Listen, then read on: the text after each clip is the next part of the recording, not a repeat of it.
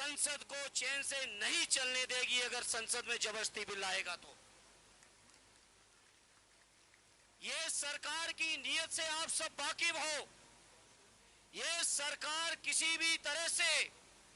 जो हमारे मुसलमान भाइयों के, हमारे बुजुर्गों ने जो जमीनें वक्फ किए हैं, चाहे इबादत गाहों के लिए किए हो, चाहे शिक्षण संस्थानों के लिए की हो, चाहे कब्रिस्तानों के लिए की हो, चाहे समाज के और तमाम जरूरतों के लिए की हो, उनकी जो नीयत थी वक्फ करने की जमीन की, उस नीयत के खिलाफ जाके सरकार जमीन कब्जा करना चाहती है। सरकार को पता है कि रेल और रक्षा के बाद अगर सबसे ज्यादा कहीं जमीनें हैं तो हमारे वक्फ बोर्डों के पास है। ये बीजेपी के लोग जो देश के अंदर नफरत फैला रहे हैं, देश के अंदर लोगों को चैन से नहीं रहने देना चाहते हैं, देश के अंदर हमारे मुसलमान भाइयों के हर स्तर पर हमला कर रहे हैं, चाहे उनके शिक्षण संस्थान हो, चाहे उनका रोजगार हो, व्यापार हो। अब तो हद हो गई जब उनके द्वारा वक्फ की हुई जमीनों पर भी इनकी नीयत है। तो मैं आदरणीय अखिलेश यादव जी की ओर से, समाजवादियों की ओर से आप सबको यकीन दिलाता हूं, हर स्तर का संघर्ष करेंगे, इस बिल को वापस करा के छोड़ेंगे। ये मैं आप सभी को यकीन और विश्वास दिलाना चाहता हूं। मैं आज के इस मौके पर मैं सलूट करता हूं देश की आवाम को। हमारे उत्तर प्रदेश की जो सरकार थी, देश की जो सरकार थी, इसकी नीयत नहीं थी कि होली और जुमे के दिन कहीं अमन चैन रह पाए। लेकिन मैं सलाम करता हूं देश की आवाम को कि लोगों ने जो भाईचारा, जो मोहब्बत, जो आपस में एकता प्यार दिखाया है, उससे सरकार की नीयत को पूरी तरह से धता बताते हुए ये साबित कर दिया। जिस तरह से हमारे बुजुर्गों ने देश को आजाद कराने में, देश के लिए गर्दन कटाने में कहीं कमी नहीं रखी, उसी तरह से हमारी आज की पीढ़ी देश में अमन और चैन रखने में अपने हर स्तर की कुर्बानी देके भी प्यार और मोहब्बत को बढ़ाने का काम कर रही है। इस यादव जी की ओर से आपको यकीन दिलाते हुए, चाहे जितनी कुर्बानी देनी पड़ेगी, चाहे जितना संघर्ष करना पड़ेगा, चाहे जितनी लड़ाई लड़नी पड़ेगी, लेकिन उसको लड़ते हुए हम अपने मुसलमान भाइयों की वक्फ की जमीनों को सरकार के हवाले नहीं होने देंगे। ये आपको यकीन, विश्वास और भरोसा दिलाते हुए एक बार आड़े मौलाना खालिद साहब और सभी संगठनों के, मैं समझता हूं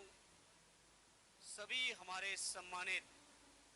पूरे देश में जितने बड़े बड़े पर्सनालिटीज हैं जिनसे मिलने के लिए लोग व्याकुल रहते हैं,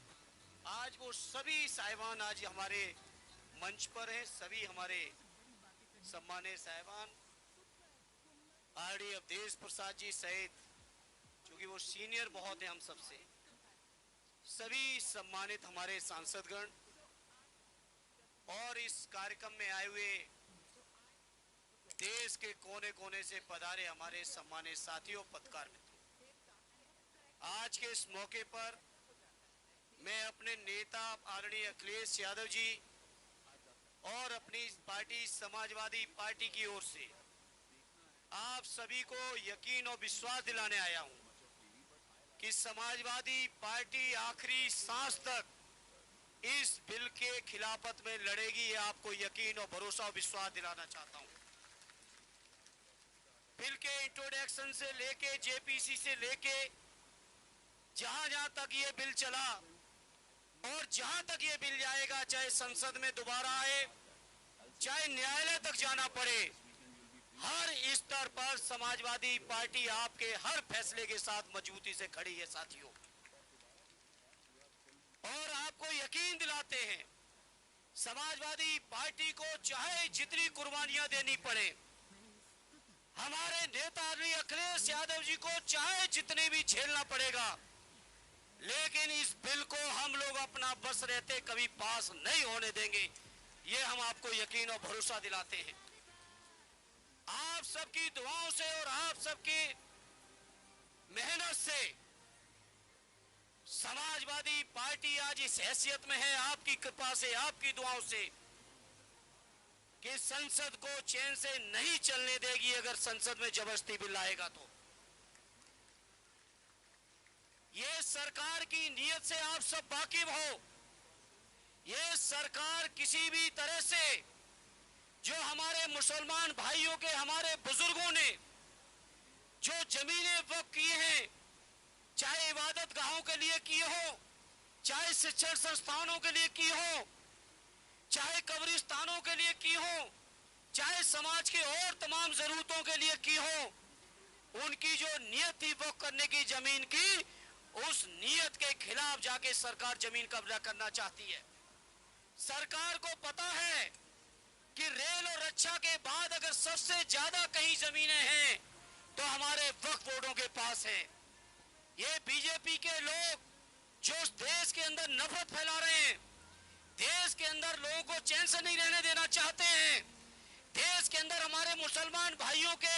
हर स्तर पर हमला कर रहे हैं, चाहे उनके शिक्षण संस्थान हो, चाहे उनका रोजगार हो, व्यापार हो। अब तो हद हो गई जब उनके द्वारा वक्फ की हुई जमीनों पर भी इनकी नियत है। तो मैं आदरणीय अखिलेश यादव जी की ओर से, समाजवादियों की ओर से आप सबको यकीन दिलाता हूं, हर स्तर का संघर्ष करेंगे, इस बिल को वापस करा के छोड़ेंगे, ये मैं आप सभी को यकीन और विश्वास दिलाना चाहता हूं। मैं आज के इस मौके पर मैं सलूट करता हूं देश की आवाम को। हमारे उत्तर प्रदेश की जो सरकार थी, देश की जो सरकार थी, इसकी नियत नहीं थी कि होली और जुमे के दिन कहीं अमन चैन रह पाए।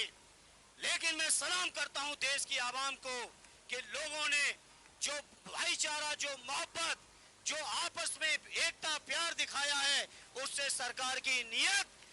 को पूरी तरह से धता बताते हुए ये साबित कर दिया, जिस तरह से हमारे बुजुर्गों ने देश को आजाद कराने में, देश के लिए गर्दन कटाने में कहीं कमी नहीं रखी, उसी तरह से हमारी आज की पीढ़ी देश में अमन और चैन रखने में अपने हर स्तर की कुर्बानी देके भी प्यार और मोहब्बत को बढ़ाने का काम कर रही है।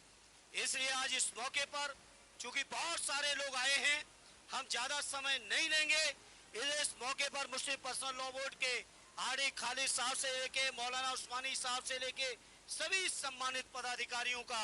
मैं शुक्रगुजार हूं कि उन्होंने मुझे मौका दिया अपनी बात को रखने का, और इतने आवाम के बीच देश की मीडिया के सामने एक बार फिर आदरणीय अखिलेश यादव जी की ओर से आपको यकीन दिलाते हुए, चाहे जितनी कुर्बानी देनी पड़ेगी, चाहे जितना संघर्ष करना पड़ेगा, चाहे जितनी लड़ाई लड़नी पड़ेगी, लेकिन उसको लड़ते हुए हम अपने मुसलमान भाइयों की वक्फ की जमीनों को सरकार के हवाले नहीं होने देंगे। ये आपको यकीन, विश्वास और भरोसा दिलाते हुए